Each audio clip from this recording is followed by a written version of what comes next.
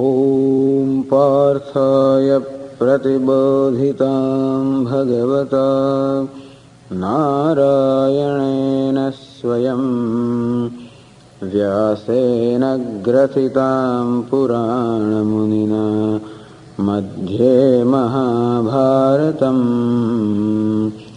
अद्वैतामृतवर्षिणीं भगवतीम् अष्टादशाध्यायिनीम् Amb त्वामनुसन्दधामि भगवद्गीते भवद्वेषिणीम्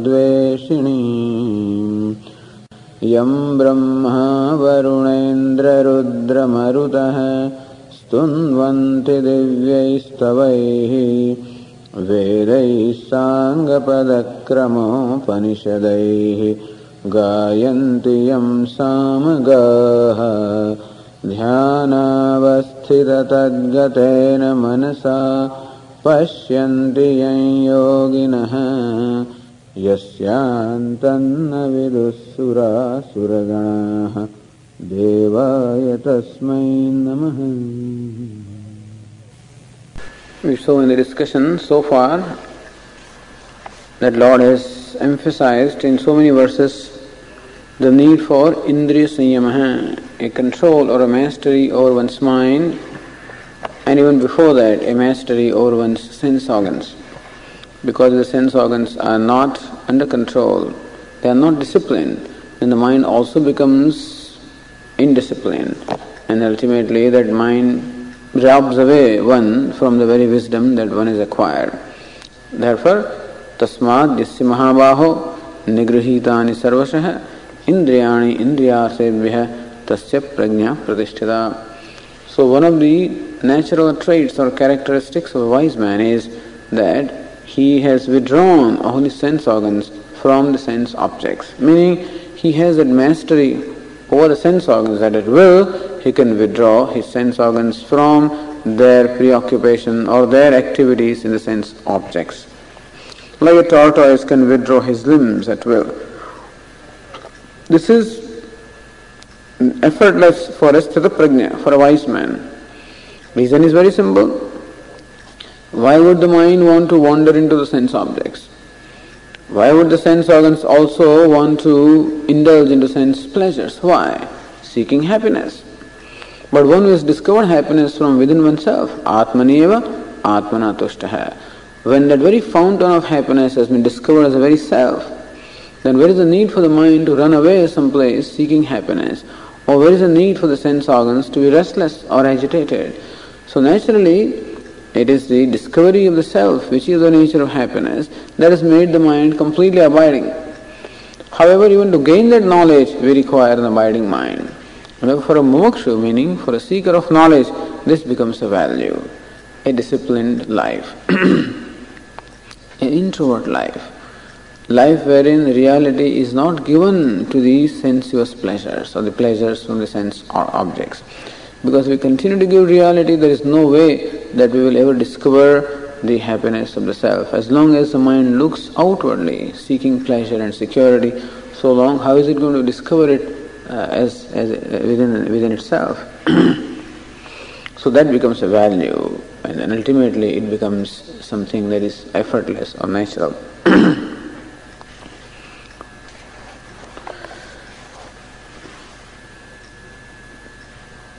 And this is what is said in the next verse also, how for a sthita prajna, for a man of abiding wisdom, this vision and the mastery over the mind, the mastery of the sense organs, how it is natural. And what is the nature of vision? How the vision of a wise man is completely contradictory to the vision of an ignorant person. And how that difference in vision brings about a complete difference even in their lifestyles. That is being said in a very famous verse, 69, Yanisha sarvabhutanam tasyam jagarti sanyami yasyam jagrati bhutani sanisha pasyato munehe. Says here Lord Krishna, Yanisha sarvabhutanam. Sarvabhutanam meaning ajnanam, for the ignorant people. Yanisha, that which is night, that which is like night, nisha, even nisha. So, why is the word Nisha or the night used here? So, Nisha is Ratrihi. Nisha means night. Sarva Padarthanam Avivekakari. So, night means darkness. And Sarva Padarthanam Avivekakari. That which obliterates the distinction between different objects is called night. So, night meaning darkness. So, darkness is that which obliterates the distinctions between different objects. You cannot distinguish one thing from the other. So, that which obliterates or prevents us from distinguishing or discriminating is called darkness or night. So in that sense, that which is a night for all the ignorant people, where the ignorant people are not able to distinguish or discriminate between the real and the unreal. The night also deprives us or prevents us from seeing something which is there. And so also ignorance is also compared to a night or darkness because it also prevents us from seeing something which is there. So very often ignorance is compared to darkness or night, and knowledge is compared to light or day. So here it is said, that which is like the night for ignorant people. What is it? Paramasa Tattvam. So the truth. So truth in fact, so prakasha rupatvat, so Brahma Vidya Lakshanayam Sarvabhuta Nishayam, that Brahma Vidya or the knowledge of Brahman, knowledge of the self, to which all the ignorant people are sleeping. So all the ignorant people are sleeping towards the self and awake towards the non-self. And the wise man is awake towards the self and therefore sleeping towards the non-self. This is the whole idea here. So otherwise it appears to be the same. I mean, there is no distinction apparently between the wise and otherwise person. They perceive the same world, both of them. However, even though outwardly through the organs of perception, the same world is perceived. So what does a wise man perceive? All he perceives is the self. He is awake to the self, which is the truth of everything. And he is awake to the truth. And therefore, he is sleeping to what? To what we call the untruth or the falsehood. So this duality between you and I, the duality between one and the other, which is what we call at the level of perception. That duality, when it is given reality, then we can say that the ignorant person is awake to the duality, meaning he gives reality to the duality. Meaning that he thinks that this duality is the ultimate reality, that I am I and you are you. I am different, you are different.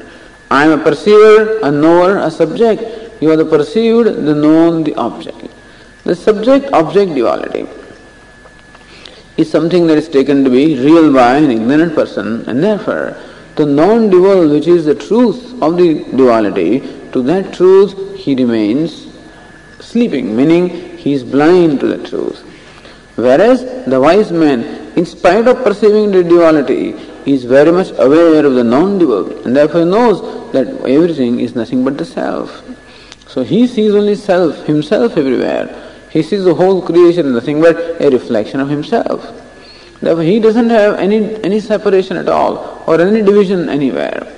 He is awake to the truth.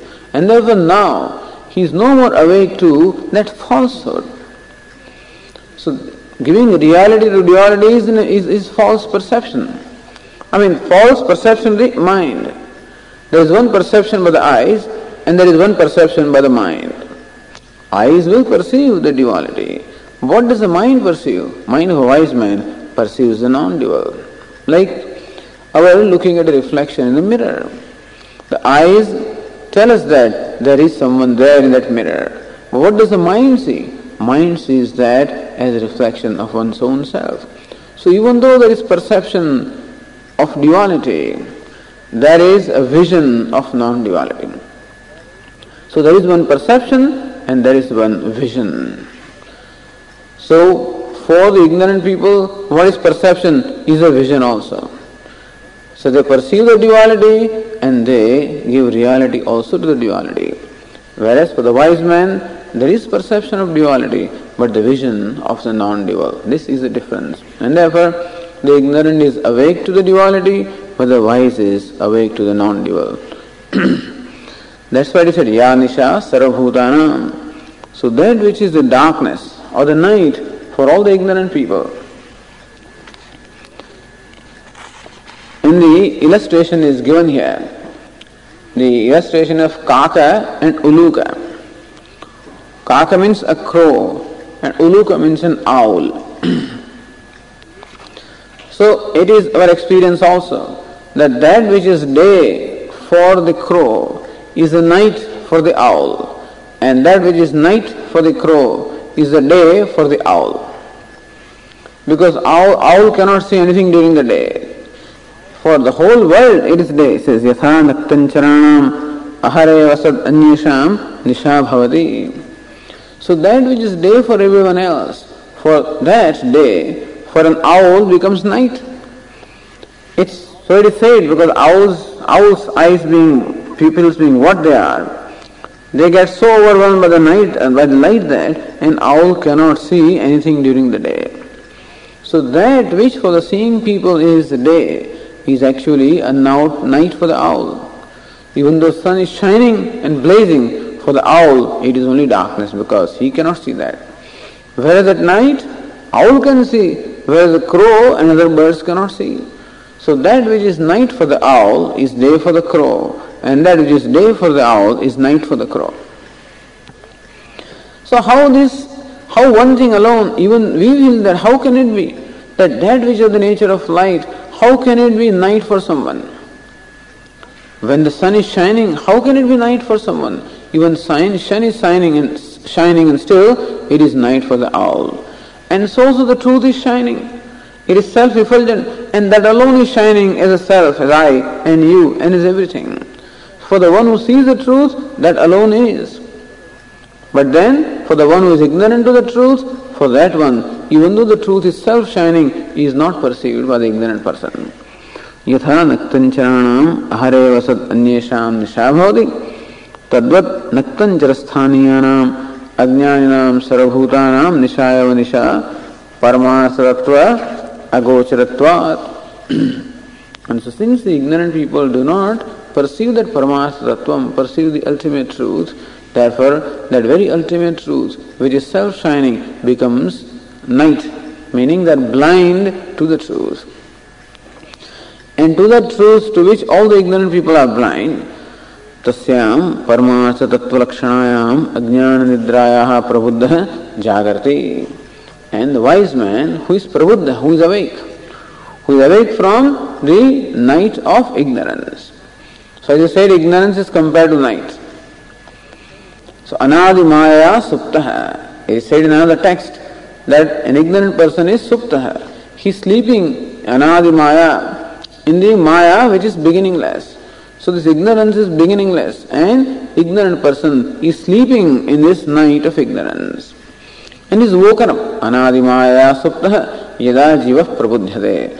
When this jiva, the individual, is woken up from this beginningless sleep of ignorance, ajamanidrama swapnam advaitam buddhyate tada. Then he comes to know that with ajam, unborn, anidram, free from nidra, aswapnam, free from waking, dream, deep sleep, free from birth and death, that advaitam or the non-dual truth one sees when one is woken up by the teacher from the beginningless sleep of ignorance. So this person who is woken up from the sleep, so it's called prabuddha. Prabuddha means one who is woken up, or prabuddha means one who is enlightened.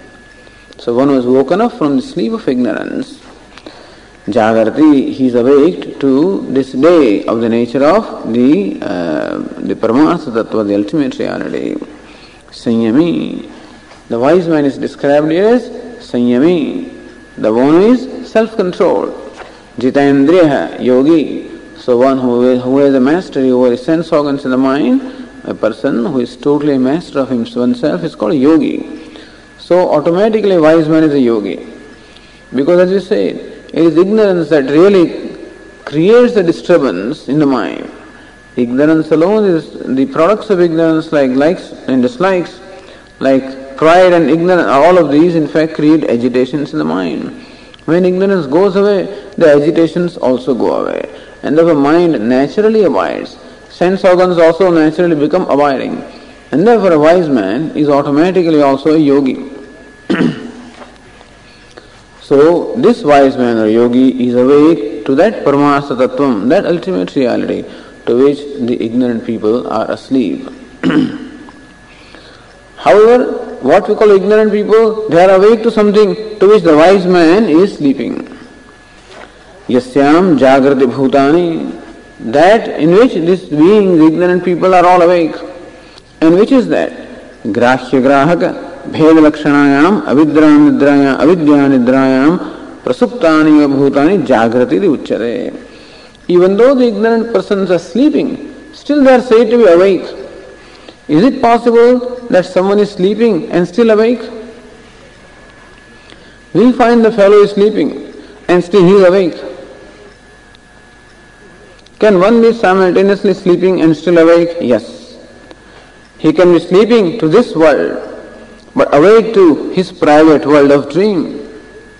That's why we say it is. It is said here that this man who is sleeping, the ignorant person who is sleeping to the reality, is awake to a world of false perception comparable to dream. And therefore, this whole projection of duality, grahya grahaka bheda lakshanayam avidyanidrayam, that false perception of the nature of grahya and grahaka, the perceiver and the perceived, subject and the object, this whole world of duality, which in fact is a projected creation to which the ignorant person is awake. So it is like a person who is sleeping to the world, but then awake to his dream world. And so also the ignorant person is sleeping to the ultimate reality, but very much awake to a false perception of duality. So that world of duality to which the ignorant person is awake, meaning one who gives reality to this duality. And therefore, all his actions are all motivated by the perception of the duality. He takes himself as the subject, takes everything else as the object, takes himself as a limited being, and therefore constantly strives to become free from limitations, and thus keeps performing actions. And therefore, actions are invariably originated from ignorance. The point that is made here is that when a person is awake to the truth, which is the non-dual, then no actions can proceed from a wise person, really. No deliberate actions can proceed, or no actions of the nature of the need for accomplishment, such actions cannot proceed from that person. So actions really have their origination in ignorance, because it is ignorance that creates the sense of duality between the subject and the object. Ignorance that brings about the identification with this body-mind intellect complex. Ignorance that creates the idea of aham, the sense of individuality, and therefore a sense of limitation, and which creates a desire to become free from various limitations that one experiences. Different kinds of limitations in time, limitations in place, limitations in ability, limitations by way of not being able to become free from sadness, etc. So all these limitations that one feels, there is naturally a desire to become free from the limitations, and to fulfill that desire, various actions proceed. Thus, if we trace the cause of action, action is caused by a desire. Desire is caused by a sense of limitation or bondage, and that sense of limitation or bondage is caused by the ignorance, identification with the upadhi, which is again caused by ignorance. And therefore, it is really ignorant person who alone will perform action, and actions are all enjoined for such a person alone. And so Shankaracharya says, just as when the sun arises and how the darkness is completely eliminated, so also when one wakes up from that sleep of ignorance and the darkness is gone, at that time there is no ignorance, there is no sense of duality or sense of individuality. Even though a wise man may appear to function as an individual, that individuality is falsified. It's called bādhita anuvritti. Meaning, like an actor who is acting as a beggar, all right, but that beggarliness the actor shows is in fact a false beggarliness. It is an assumed beggarliness. And similarly also, so just as an actor assumes different roles and acts accordingly, and so a wise man may assume different roles and act, but it is only an assumed role and not a real role. So the difference between the wise and ignorant is, ignorant person takes himself as a role, and therefore, even though the beggarliness belongs to the costume, the ignorant one will think that I am a beggar. And the wise man knows that the beggarliness belongs to the costumes, and that is the main difference.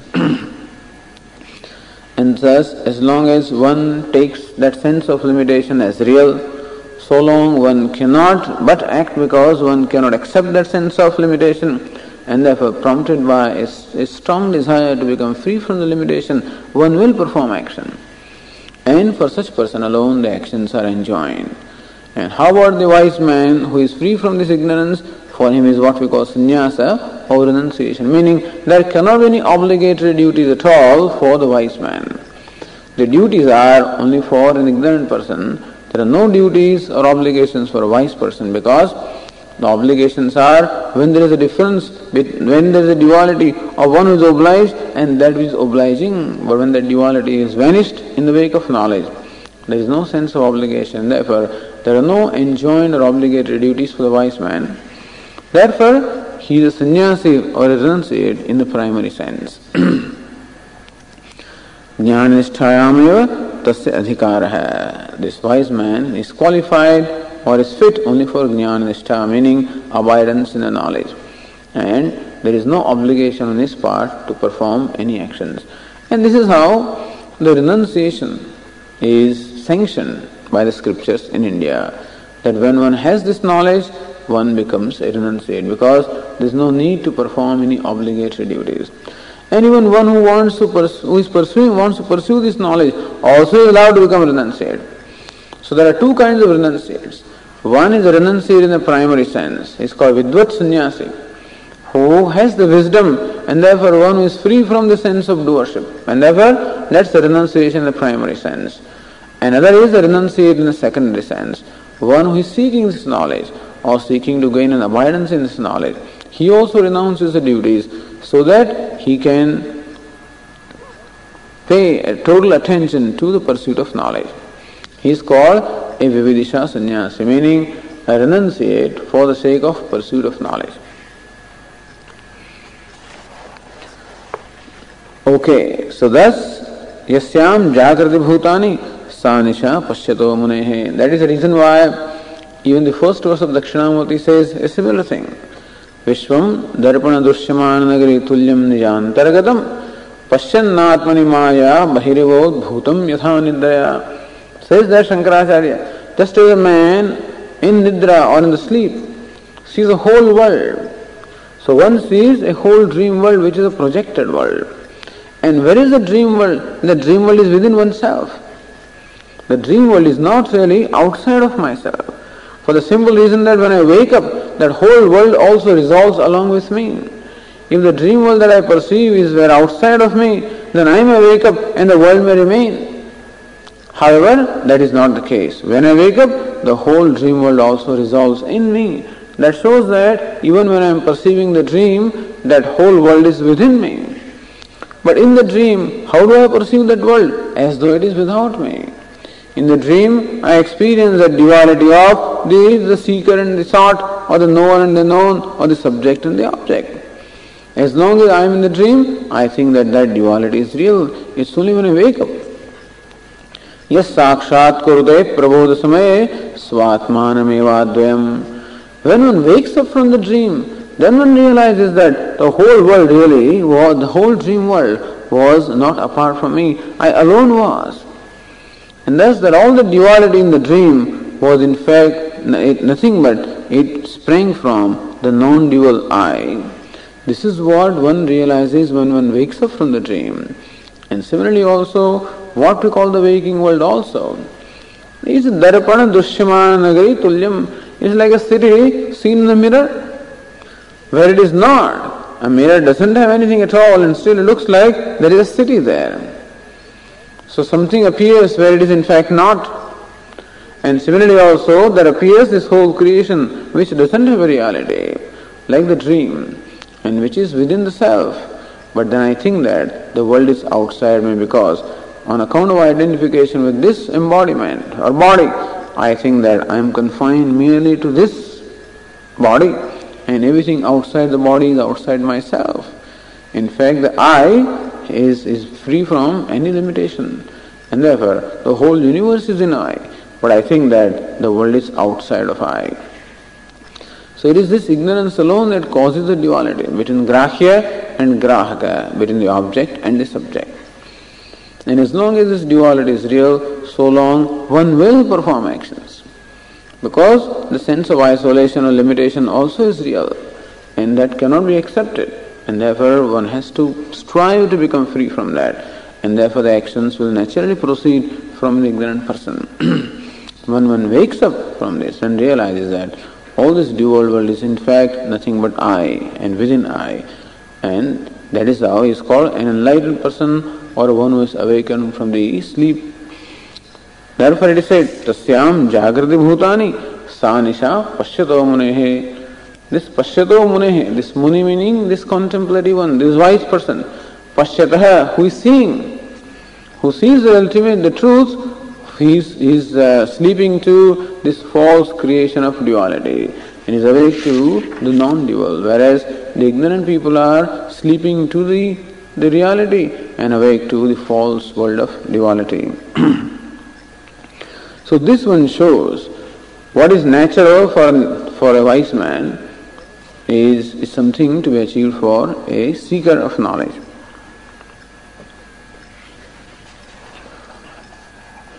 Okay, and then next one says here, Vidushaha Tyakteshanasya Siddhaprajnasya Yatahev Moksha Praptihi Natu Asannyasinaha Kamakaminaha. Who is the one who is qualified for moksha or the liberation? Tyakteshanasya, one who has become free from all the eshanas, meaning one who is free from all the cravings. And three kinds of cravings are recognized in the Upanishad. Vittaishana, Puttaishana, Lokaishana. A desire for wealth, a desire for progeny, and desire for the other world. In context of the culture at that time. But person has desire for security and wealth, person has desire for name and fame, person has desire for pleasures at the level of senses, person has desire, so these are the various desires that one has. Tyakteshanasya, only for the one who has become free from these desires, various desires. And therefore, sthita prajnasya vidushaha, and therefore the wise man who on account of his total freedom from all kinds of desires enjoys an abiding knowledge. Yatehe, one who is a yati, for such a one, tasyeva moksha praptihi, the moksha, the liberation is only for such a person. So another important point that Lord Krishna wants to make here. What is another important characteristic of a wise man? That he is tyakteshana, meaning he is totally free from all the desires, all the cravings. When desire shows, as I said, desire springs from some sense of a lack or a want within oneself. And therefore wise man is the one who is totally free from all the lack or all the want. That's important. And only for such a person is there liberation. Nadu asanyasinaha kamakaminaha. Not for the one who still has various desires within oneself. For such a person there cannot be moksha or liberation. Meaning liberation is something that is equivalent to a freedom from all lack or all the want within oneself. A desire is an expression of a lack or expression of a want. And as long as I feel a sense of lack, so long the desires will be there. And therefore, desire, there is nothing wrong, there is no complaint about desire. Or it is not that the desire itself is condemned or anything like that. But inasmuch as desire is a symptom of ignorance, as long as one finds the various desires springing from oneself, so long one knows that one is ignorance, because the desire that arises from a sense of want from within oneself. If there could be a desire that arises not from a sense of want, but from fullness, there could be possibly a desire also which arises from fullness. Like the creation of an artist also, which is out of joy or happiness.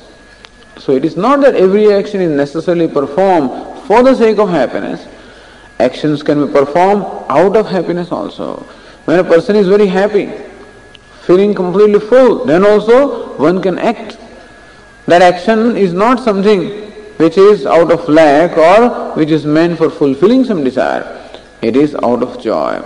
And therefore we may have to say that the wise man's actions are like this, out of fullness or out of joy and not for achievement of joy or fullness.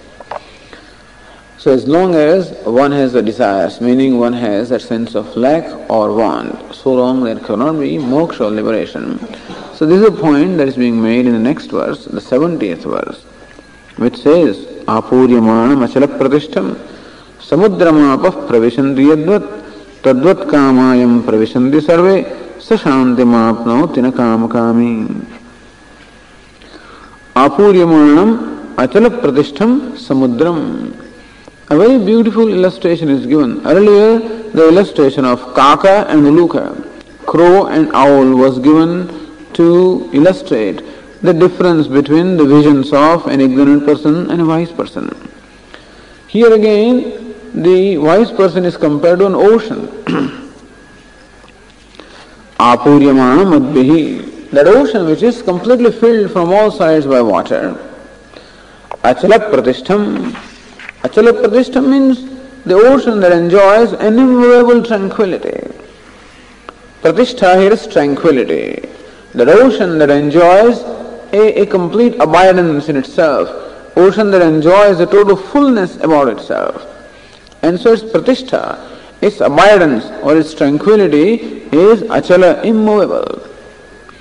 Thus ocean abides in its own immovable tranquility. Such an ocean. Samudram apaha yadvat pravishanti. To oceans such as this, apaha pravishanti. Apaha means the streams of water, the rivers. The rivers enter the ocean from all the sides. Who is the ocean? Ocean is the one that enjoys that immovable tranquility or that fullness. The one that enjoys a fullness that cannot be undisturbed fullness. The ocean that enjoys an undisturbed fullness or tranquility. How the various rivers bring waters to this ocean. And how, however, the ocean is not subject to any decrease or increase. Just because the rivers bring the water doesn't mean that the ocean starts overflowing. Or if the waters do not bring the water, it's not that the surface of the ocean goes down. Ocean remains or abides in its own fullness.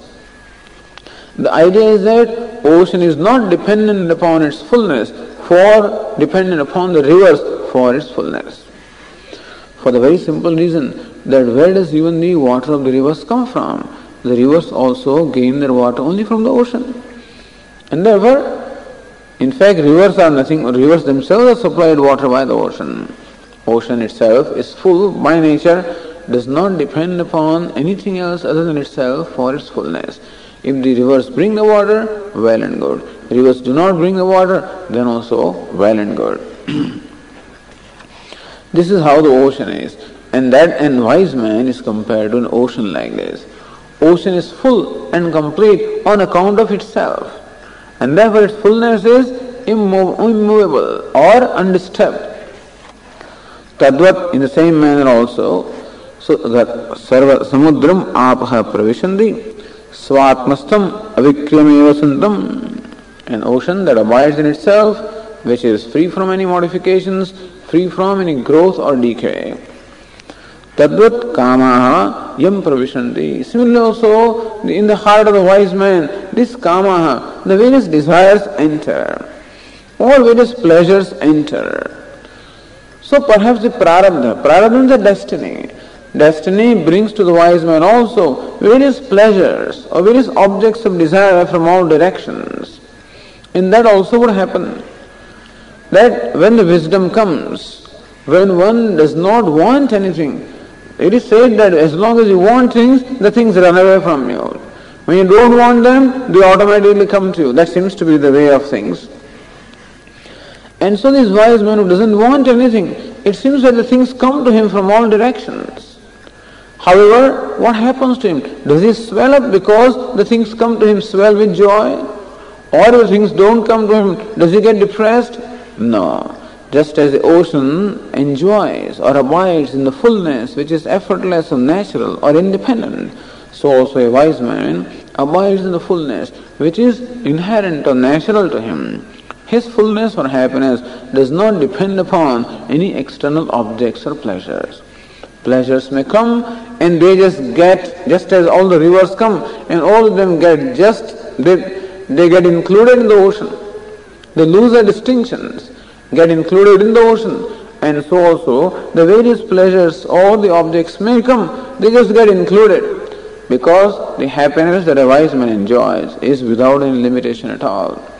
Earlier also there was a beautiful verse wherein the happiness coming from the different objects was compared to small potholes, small little wells, and the happiness of the self was compared to the flooded river.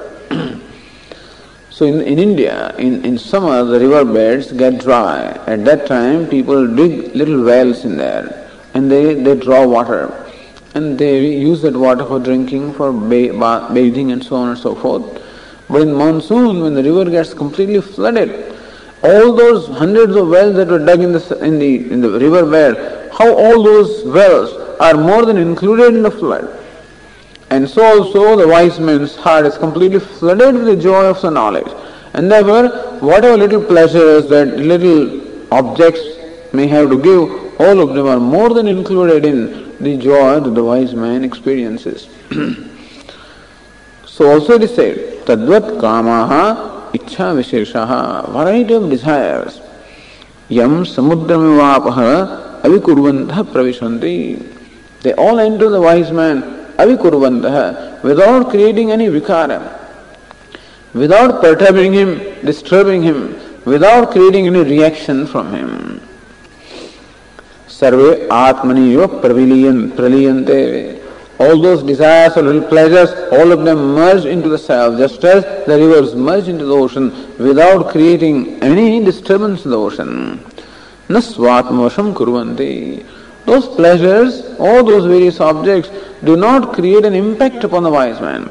They are not able to overwhelm him. Just as the ocean is not overwhelmed by the rivers in any way, and so also the various situations and the pleasures do not overwhelm the wise man because he abides in his own natural fullness. As compared to that, imagine a little puddle of water. It is completely overwhelmed by water. One shower and the puddle of water is completely filled. And next day the sun starts shining, that puddle is again dried up. Again a shower comes, it gets filled. So how a puddle of water gets completely overwhelmed by water? It just shows that it is flooded when a little water comes in and finds itself empty when the water dries up. Like that way also an ignorant person, when he is confronted with some situation which brings him pleasure, you can see the joy swelling up, he is expressing his reaction of elation. And on the other hand, when an unpleasant situation comes to him, you can find the reaction in the form of sadness or depression. So you find an ignorant like a puddle of water, now gets flooded, then gets dried up. So also an ignorant person, now elated with joy and then depressed with sadness. Not so with a wise man. He is full and complete, not on account of something. An ignorant person is happy because something favorable has happened to him. There is always a reason. You ask a person, why are you happy? You look very happy this morning. What has happened? Oh, Swamiji, I got a raise last night. What has happened to you? My son got admission. What happened? Some reason or the other will always be there. I won a lottery. Whatever. I received a letter, or we bought a new home, I got a new car. Some such reason is always invariably there for making a person happy. And you will find that same person sad also. What happened? Well, my car met with an accident. What happened? I lost my job or something or the other. How a person gets completely overwhelmed by the situation. The moods of the mind of an ordinary person, how they are decided by the situations. And therefore he goes up and down and he dances to the tune of the situations. This is an ignorant person, kama-kami, because internally he experiences a lack or a want. And when the external situation is conducive, momentarily he experiences the freedom from that lack, and so he is elated with joy. Again, when the external situation is not favorable, that inner want of the lack takes hold of him. Again we find him sad or depressed. He is called Kama Kami. Kamyantedi Kamaha Vishayaha Tan Kamayatum Shilam Yasya Kama Kami. The person who naturally desires various things, and naturally because there is an internal lack or want within oneself, Sashantimapnotina Kama Kami, that wise person who is comparable to an ocean, he always Shantimapnoti, he attains a Shanti. Shanti is Mokshamapnoti, he attains a peace or a tranquility. But then not this desirer of the desires or desire of the various objects, he can never enjoy that peace or tranquility.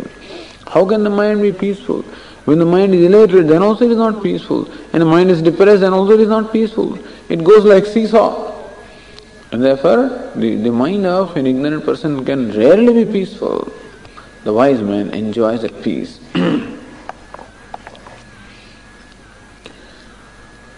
Also, sarvalaukika alaukika karma viksheva nivrittim.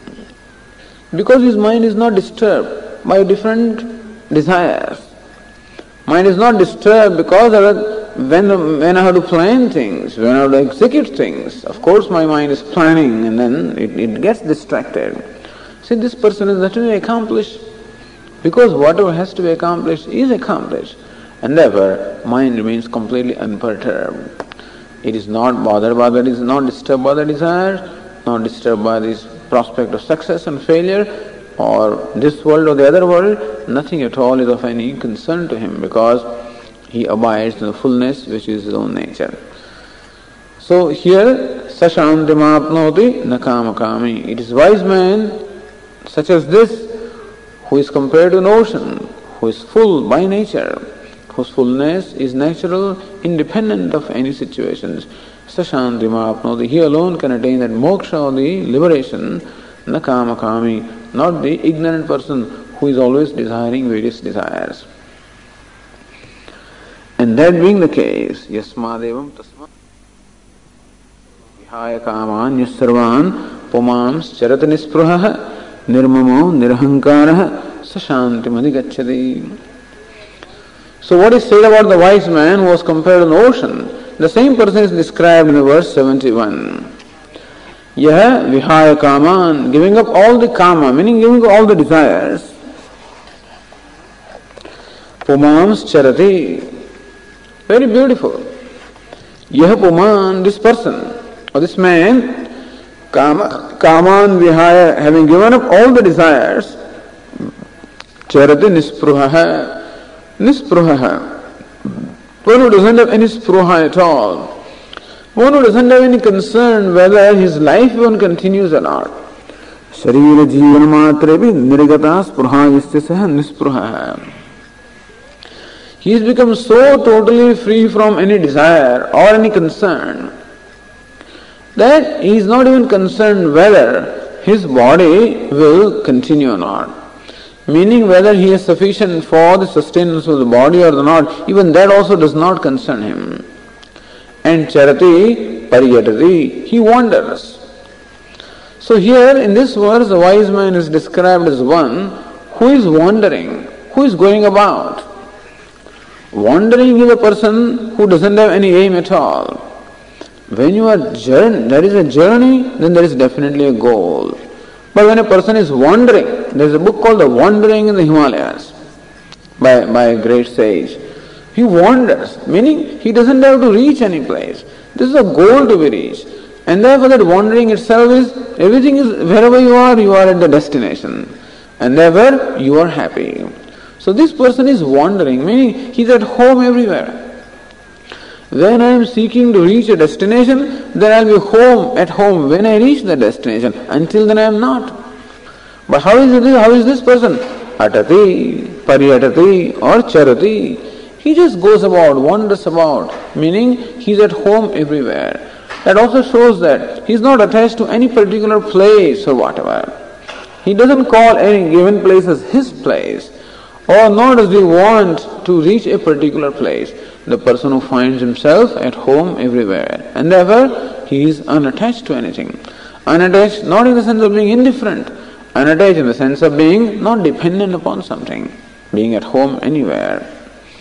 Jivanamatra chesta shvesha paryatati. If he does something, the reason why he does something is because jivanamatra chesta shesha.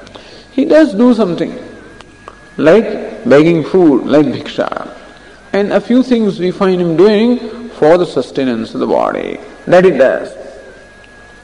Because of, even after the enlightenment, the body continues. Because body has its own journey to perform. This body is a product of a certain destiny. And until the destiny gets exhausted, the body will continue to survive. And wise man does not interfere with that process of destiny. And therefore, he does perhaps what is necessary to sustain the body, without an anxiety whether the body will sustain or not. But then, so he's not anxious, nispruhaha, without the anxiety for even the sustenance of the body. Even though he does go out perhaps and beg food, bhiksha, without the anxiety whether the body even will continue or not. So nispruhaha, free from all the anxieties, nirmamaha, first of all, free from all the desires, free from all the anxieties or concerns. Charati, he wanders, meaning not attached to any particular place or situation. Nirmamaha. Nirmamaha means mamatva varjitaha. One who is free from sense of possession. Nirmama. Nothing belongs to him. One who doesn't have any claim at all, or one who doesn't have any sense of possession for anything. Even though he may possess a few things, for the sustenance of the body, he may possess a few clothes, and what we call the sandals, and maybe a water pot, and maybe an umbrella. This is what the sadhus usually have in India with them. A pair of clothes, and maybe a towel, and maybe a pair of sandals, a water pot, or maybe a little vessel for bagging food or eating food, and maybe an umbrella, things like that. So he does possess a few things for the sustenance of the body, but even towards those things, he doesn't have a sense of ownership that this is mine. Very often what happens is we give up ownership of a lot of things and we possess a few things. One saint in India used to say, this man has given up 500 things, he is renounced. He keeps only 5 things with him, but the attachment of all those 500 things now is concentrated in 5 things, and therefore towards this 5 things is so fastly attached. Not this person. He is not attached or doesn't have a sense of possession even towards those few things which are required for the sustenance of the body.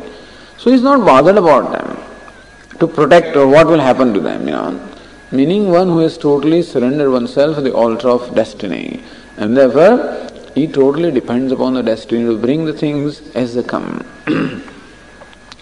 Nirahankara, so mamatva varjitaha, free from the sense of possession. Mama iti abhinivesha varjitaha, free from this kind of an attachment or this kind of a notion that this thing is mine. Nirahankara, and free from pride, free from a self-esteem even, free from pride. Vidyavattvadi nimittatma sambhavana rahita, that I am a great person, I am a wise man, I am a great scholar, I am such and such. Even this kind of pride he doesn't have. Of course, nirahankara, he doesn't have the ahankara in the primary sense. Ahankara is a sense of individuality, meaning calling this body as I. So when there is a sense of I-ness in this body, that is called ahankara. That is a sense of individuality of the ego, which he doesn't have. And that also, he doesn't have ahankara, the pride that a common person has. Because the pride is what gives me security. We are seeking security from a sense of accomplishment that we have. He doesn't need security from anything. That I am so great, and I am so respected, and I am so learned, and I am so and so, and that's how a person feels good about oneself. So an ordinary person has a need to feel good about himself or herself, because otherwise there is a tremendous sense of self-rejection. This person doesn't require anything other than the self to feel good about himself.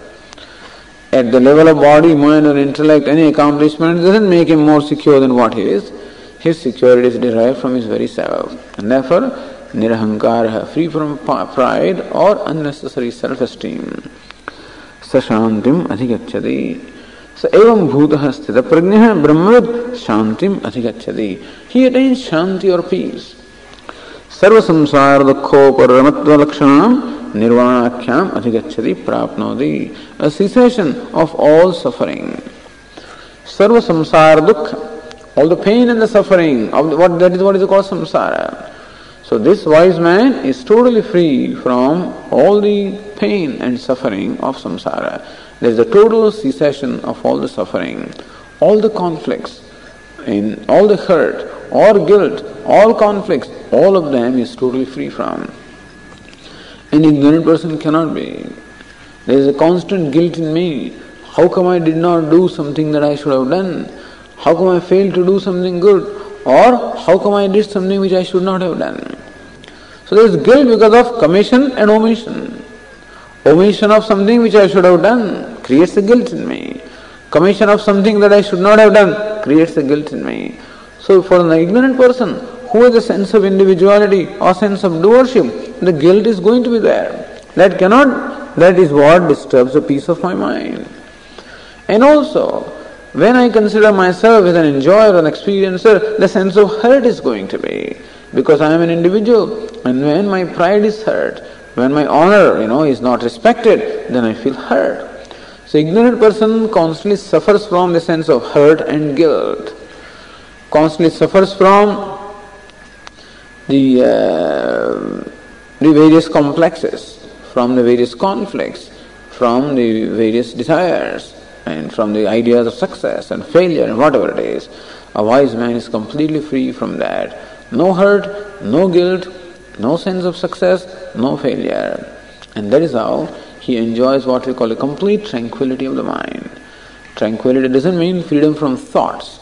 The mind is thinking mind, perceiving mind. In fact, a very clean and a beautiful mind, but a mind that is free from conflicts, which create what we call which disturb the mind. So conflicts, hurts, guilt, likes, dislikes, reactions, he is completely free from them. So shantim adhigacchati. What creates these things? It is pride that creates disturbance in my mind. A sense of possessiveness that creates disturbance. When I possess a given thing, it becomes my concern to protect it. When I possess a home or house, naturally I must protect it. I must take care of it. Its safety and security is of concern to me. So mamatva, meaning the possessiveness, will definitely bring worries and anxieties within my mind. More I possess, more anxieties there are going to be. Less I possess, less anxieties there will be. If I don't possess anything, no anxiety. So what is to be given up is really sense of possessiveness. Even if you have a few things with you which are required for your daily use, it is not that, but what is important is as long as there is a sense of ownership in them, that definitely is going to create a disturbance. He doesn't own anything. You can say he owns everything. When you do not own anything, then you own everything also, because these two extremes are one alone. When you are not attached to any one particular thing, then you are attached to everything. When you don't have one particular family, the whole world is your family. When you don't have a particular home, every place is your home. And this is how, therefore there is no need to have any pride about oneself, any sense of possession or ownership. There are no desires, there are no concerns and anxieties, and therefore this person enjoys a mind that is completely tranquil. And this alone is called samsara. Samsara means suffering. Ahankara and mamakara. The ego and the sense of ownership, this is what we call samsara. He is free from that. So shantim adhigacchati. And he abides in that knowledge, that wisdom, and that is praised or extolled in the last verse of the second chapter. Esha brahmi sthitih partha. Hey partha, nainam prapya vimukhyati. Sthitva syamanta kalepi brahma nirvanam rachyati. Lord Krishna says, hey partha, hey Arjuna, Esha brahmi sthitihi. What was described in the earlier verses? Like the wise man who is like an ocean. The wise man who is seeing, who abides in the vision of reality, The wise man who is free from all sense of ego and possessiveness, from attachment and from concerns, that is Brahmi Sthitihi. That is Sthitihi, or the state of Brahman. Brahmani Bhava Yam Sthitihi Brahmi Sthitihi. So this is the state of Brahman, the state of abidance in Brahman. So when one abides in the knowledge that I am Brahman, then this is how one is, full like an ocean, totally free from ahankara, mamakara, enjoying a total peace. So this is called Brahmi Sthiti. This is a state which is characterized by an abidance in the knowledge of Brahman. This is the state of abiding wisdom. Nainam prapya vimukhyati. Enam prapya na vimukhyati. Once having acquired the state, na vimukhyati. One never gets deluded again. Because ignorance never stages come back. Once ignorance is gone, once light has come, darkness cannot come back. Ignorance itself is beginningless, doesn't have a beginning. We cannot say when this whole creation began or when I was ignorant. Ignorance does not have a beginning. Since it does not have a beginning, once it goes, it cannot begin. So ignorance being beginningless, once it goes away, it cannot stage a comeback. And so it said, Nainam prapya vimukhyati. Once having gained this wisdom, this abiding wisdom, the wise man, na vimukhyati, is no more deluded. Sthitvasyam antakalepi. And antakalepi asyam sthitva. Having gained an abidance in this antakala, at the end, meaning in the final stage of one's life. Even if one gains this knowledge, abiding knowledge, in the final stages of one's life, Brahma Nirvanam Rachyati, one attains Brahma Nirvanam. Nirvana means moksha. One attains what we call the liberation of, so once while alive and after death also. Meaning there is no further the process of birth and death. One becomes free from this cycle of birth and death. If one gains this knowledge, even in the last phase of one's life, not the last moment, but even in the old age, if one gains this knowledge, then also one attains total freedom in this life and after the fall of this body.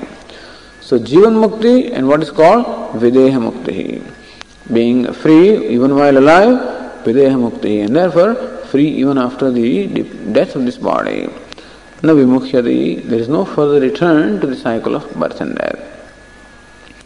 So Shankaracharya says that even in the last phase of one's life, if one gains the knowledge, then also one attains moksha. Then what to talk of a person who gains his knowledge while young? There is no question at all. And therefore, one must strive to gain this knowledge and gain an abidance in this knowledge so that one becomes free, muktaha, and then there is no further moha or delusion. So there is a word antakala here. Antakala, generally antakala means death. But here Shankaracharya interprets antakala means in the last stage of life, meaning the fourth stage. That is the stage of childhood, then youth, and middle age, and old age. So even in what is called old age, one gains this knowledge, then also one becomes free, one gains moksha. Or sometimes antakala means death, also is interpreted as the death of the ego.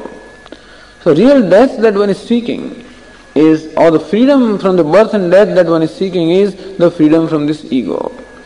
As long as the ego, the sense of individuality continues, so long the process of birth and death continues.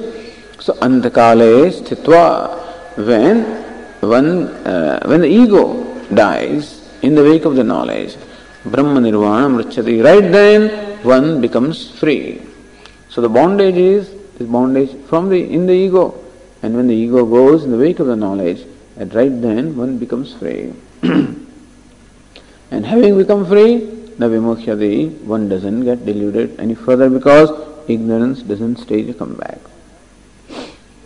In this manner, in these 72 verses in the second chapter, Lord Krishna first discussed what we call Atma Anatma Viveka, a discrimination between the self and the non-self, and revealed how the self of the Atma is Nitya, is eternal, free from birth and death.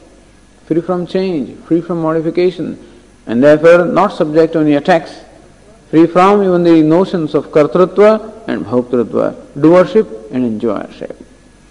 And therefore Arjuna was told that when you come to know the self which is free from the doership or the enjoyership, then you are not doing anything. You are neither killing anybody nor anybody gets killed. The self never kills because there is no doership, nor does it get killed because there is no enjoyership. And thus the true nature of the self was first revealed to release Arjuna from this grief from which he was suffering. And then Lord Krishna discussed what we call karma yoga, which is a means for gaining the knowledge. Because for the knowledge one does require what we call antahkarana shuddhi or purification of the mind. Now how can we purify the mind? Through what we call karma yoga. When karma or the action is performed in the spirit of yoga, in the spirit of worship to the Lord, then that becomes the right proper means for purification of the mind. And when the mind gets purified, then one can gain the knowledge and one can gain an abidance in the knowledge. And so in the final section, in this section, Lord discussed the characteristic of sthita prajna, the natural traits of a man of abiding wisdom. So they become what we call the values for a seeker. So what is natural for a wise man become the values for the seeker. And with that discussion of jnana nishtha or abidance in the knowledge, this second chapter is concluded by Lord Krishna. It is called Sankhya Yoga. The word Sankhya was explained. Sankhya means self or Atma. And yoga is the title of the chapter. So title of this chapter is Sankhya or the Atma. Sankhya, samyakhyayate anayayati Sankhya. So that which is very well expounded by Upanishad is Sankhya, and Upanishad is Sankhya, and that which is expounded by the Upanishad is called Sankhya or the Atma Tattvam. So the primary subject matter of the second chapter is Atma or the self, and secondarily also it discusses karma or the action. So two kind of nishthas or two commitments with which the introduction of Bhagavad Gītā was given. One is called upaya, other is called upaya. One is the means, other is the end. So karma yoga is pravritti lakshana or the commitment to activity, and then which culminates into what we call jnana or the knowledge. So this chapter presented this concept that action prepares the ground for the knowledge, and knowledge is the means for moksha or liberation. So karma becomes upaya or the means, jnana becomes upaya or the end. Thus there are two nishthas, a twofold commitment, and both these commitments also have been discussed in this chapter. In that sense, the second chapter is a complete chapter. It gives us in a nutshell essentially the whole subject of Bhagavad Gītā, except of course what we call Tatpada or the Ishvara. Second chapter does not deal with the Ishvara Tattva or the Lord, but it primarily deals with the self and the knowledge of the self and the means for gaining that knowledge.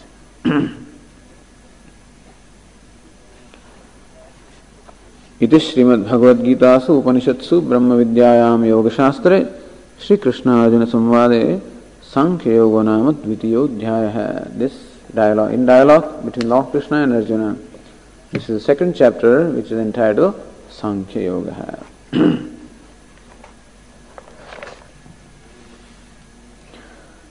Om Purnamadah Purnamidam Purnat Purnamudachyate Purnasya Purnamadaya Purnamevavashishyate. Om Shanti Shanti Shanti. Shankaram Shankaracharyam Keshavam Badarayanam Sutra Bhashya Krutau Vande Bhagavantau Punah Punah. Ishvaro Gururatmeti Murti Bheda Vibhagine Vyomavadvyapta Dehaya Dakshinamurtaye Namaha. Om Shanti Shanti Shanti. Hari Om Shri Gurubhyo Namaha. Hari Om.